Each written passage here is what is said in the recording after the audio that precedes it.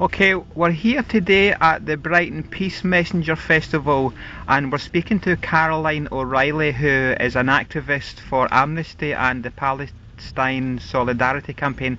Caroline, could you say a little bit about yourself and why you're here, please?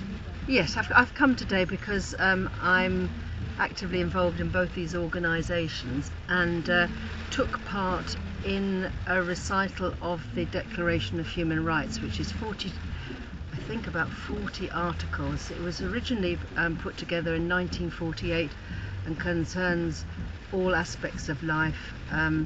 What I'm particularly interested is in the treatment of peoples and subjugated peoples, namely what is happening in Israel and Palestine.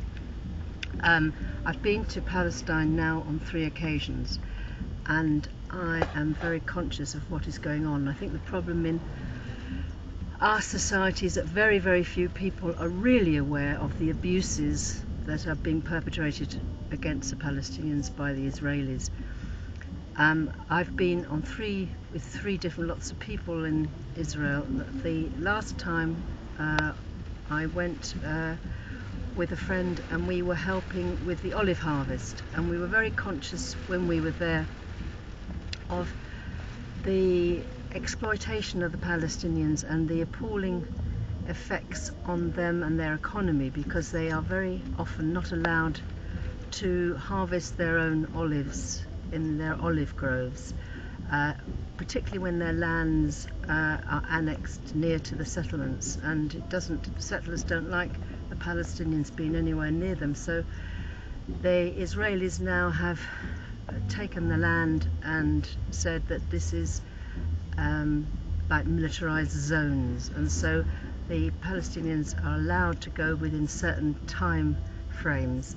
A lot of the internationals go, there are people that go specifically to help with the olive harvest, and they go to help the Palestinians pick their olives, and it's particularly effective because of quite a few people, and they're managing to pick the olives within a short time scale.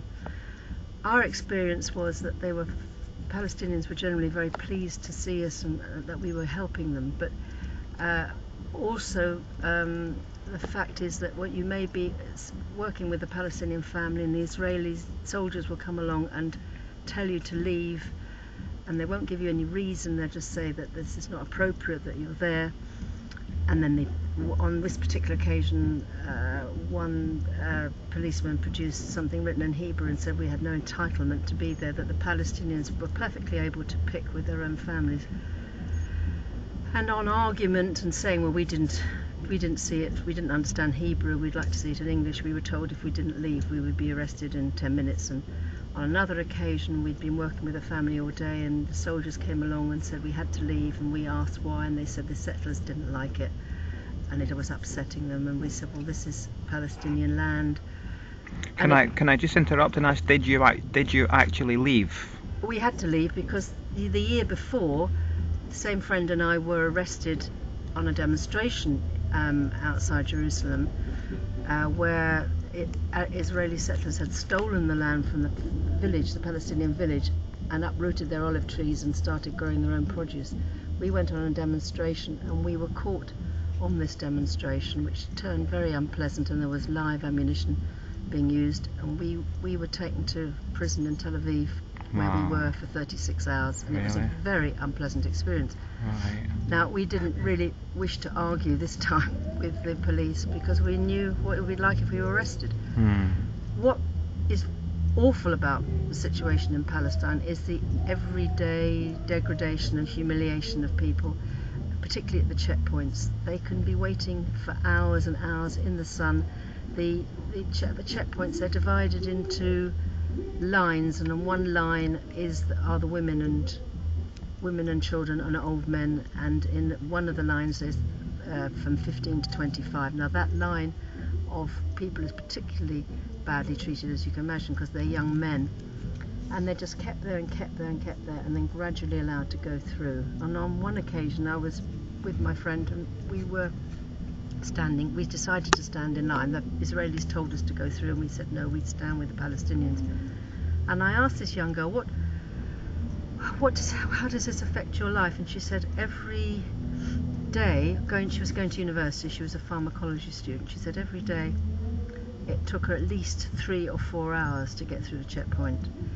So that put 3 or 4 hours on her daily journey, and there's no way she could, I said to her, well, could you not live in the town where the university is? And she said, well, they didn't have the resources to do that. And I said to her, how do you feel about this? And I said, don't you feel terribly angry? She said, well, how does that help if I feel angry? She said, if I feel angry and express my anger, I'll be arrested.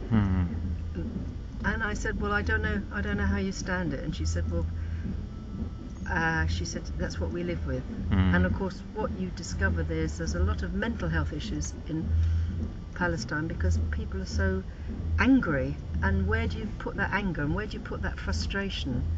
On another occasion, we were on a bus and the bus was stopped and they took all the young men off, all the men, I suppose, between 15 and 40, and they lined them in a circle, put them in a circle in the field, and it was just so awful. And then they took all their identity and then they let them back one by one on the bus. And you just feel anybody with any sort of real,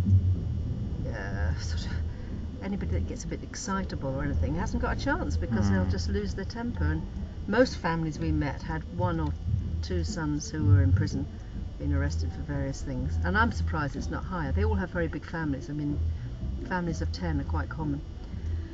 And we got to know them, we went into families, we had meals with people, and we found them to be very dignified, very hospitable, very kind. But there's this terrible sadness and depression because they can't see an end to it. And I mean, it's just this awful exploitation. And then it's very sad when you see these Israeli soldiers, they're very young, and they've obviously been brainwashed and they've been told how to behave in a certain way, and this is awful aggression and the way they treat them. I'm sorry to interrupt you, but we'll need to bring this segment to a close, so we'll close now but continue on another video.